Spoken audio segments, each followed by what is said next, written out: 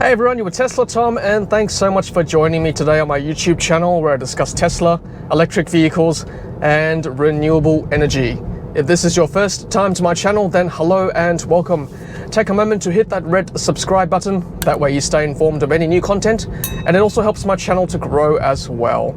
Today we are going to look at software update 2021.4.11 in our Tesla Model 3 Performance Stealth 2019 edition here in Sydney, Australia. We're going to go for an autopilot drive to see if there's anything new in this update. We're going to do that and much more right after this.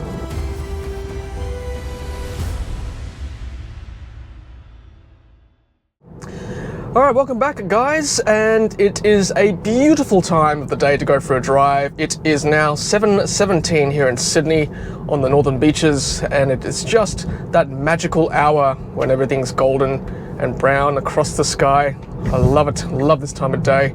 And let's go through the release notes right now, 2021.4.11. For some reason, our car missed 2021.4.6. I'm not sure why. We had it on advanced mode most of the time until this afternoon when I found out that it was on standard, a software update. Oh, I don't know why. Anyway, someone must have fiddled with the controls. So anyway, we're back on advanced, so hopefully we'll get all the updates as they come now. And my Model S, which has got the MCU2 upgrade, also has 4.11 as well, which I'll go through in a separate video with the Model S. Anyway, in Model 3, there's only minor fixes today. This release contains minor bug fixes and improvements. Now, the big bug that has been bugging all of us is the fact that the seat profile has not been able to be saved. So let's try that out today to see whether we can actually save a new seat profile. All right, so let's just change my seat position. Oh, straight away it has been fixed. I'm sure Tesla, the boffins at Tesla, have been onto us and hearing our complaints and whinging on social media. So good to see that we can now save our seat profile again. Hallelujah. All right, so here we are on the Wakehurst Parkway, heading northbound. I'm going to turn around at the Sydney Academy of Sport, which is about 15 minutes away from here. So let's engage autopilot, which is a double tap with the right stalk. Boom, boom, that familiar sound we all love and know.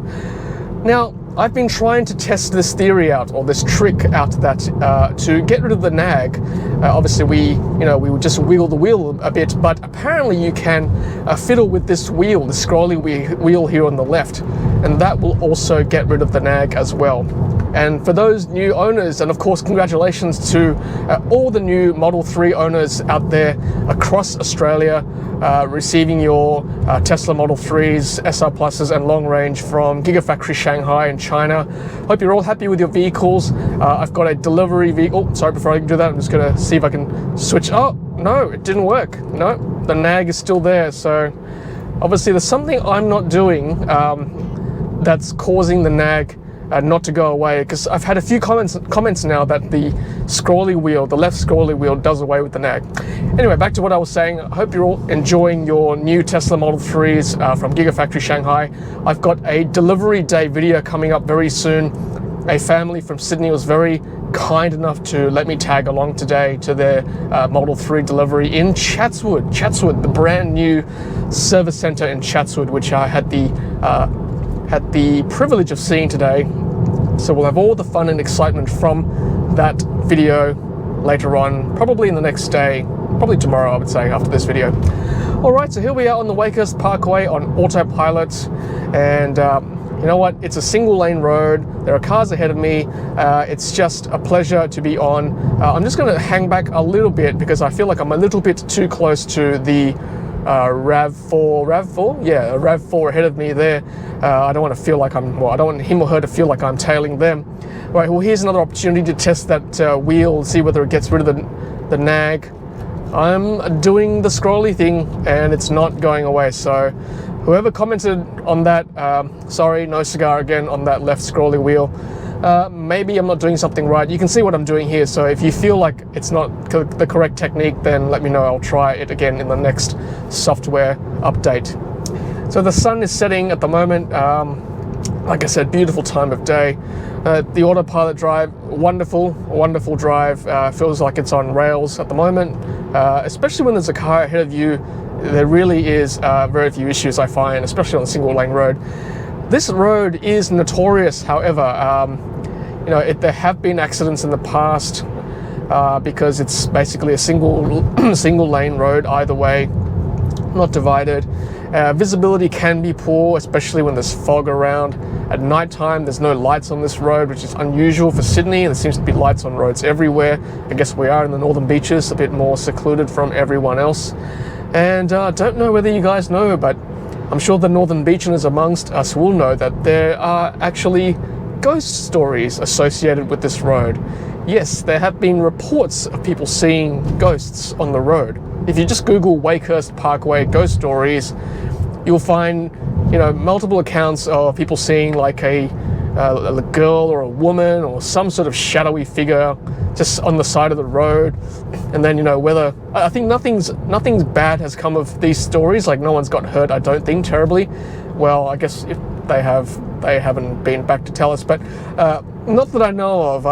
And then obviously a lot of these stories have, as most ghost stories have just been passed off as well. You're just tired or, sleepy or something, just seeing things.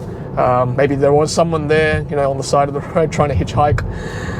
Whatever the case, famous road, Wakehurst Parkway, northbound from Warringah Road up to Narrabeen. Google it, interesting stories. And you can see in the fading lights that it doesn't matter too much for autopilot. For those of you new to Tesla, of course, you'll know that it relies heavily on cameras. It's a camera-based system for autopilot. And these two tram tracks here are basically what you're seeing ahead of you and what I'm seeing ahead of me, which is the lane markings. And of course, the big argument is that if it's a camera-based system, then it really does rely on our local authorities cleaning up our roads. And we just caught sunset at the right time, just flicked over to dark mode. It does rely on local authorities to keep maintenance of these roads, make sure the lane markings are all intact. And I'm sure, look, one day if autonomous vehicles become more prevalent, then I think that will probably happen. You would hope that lane markings will be maintained. All right, well, here we are at the Sydney Academy of Sport, which is pretty much almost up the top of the Wakehurst Parkway, a little bit more up towards Narrabeen. But I'm just going to cancel here so that I can turn around, and then we'll go back southbound and then say goodbye there.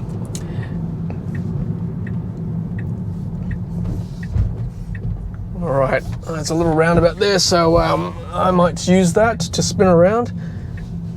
Nice area, this area here, used for training grounds for multiple sporting teams. Multiple schools come here for their activities, clubs. There's a nice gym there as well, swimming pool, stop sign 1, 2, 3. Yes, I'm abiding by the rules, being a good boy. And and once I turn out here, all right guys, back on southbound towards the city on Wakehurst Parkway still. I'm going to engage autopilot. And by the way, guys, those of you who are new to Tesla, if you want to engage autopilot, you must have this grey steering wheel symbol there present. So I'm just going to wait for an opportunity for that to happen. No, see, it's got to be there all the time. There we go. So there was a bit of a stretch where it was there all the time, and here we are back on autopilot. And I just noticed too that I think the high beam light icon is there now. I think it was down here before somewhere. It was doing something funny. And I think the hold sign is now back up here above the visibility of my steering wheel, whereas before it wasn't. Okie dokie guys, well that might be it from me today. Again, another successful autopilot test in our Tesla Model 3.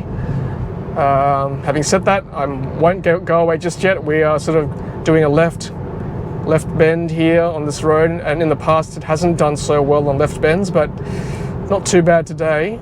I wonder whether that's because the lane markings are good, and also because there's a car ahead of me as well. Not too bad in that instance. So yeah, I think we'll call that a pass today. And of course, if you're new to Tesla, if you're new to the whole autopilot thing, it's not autonomous, okay? So keep your eyes on the road, hands on the wheel. Do not do anything else when you're driving by any means. All right guys, hope you're all well. If you enjoyed this video, please give it a thumbs up. I'd really appreciate that. And of course, subscribe if you have not done so already yet. I don't know why it's following so close again. Let's see. Let's go to 3. I feel like I'm going too close to this car.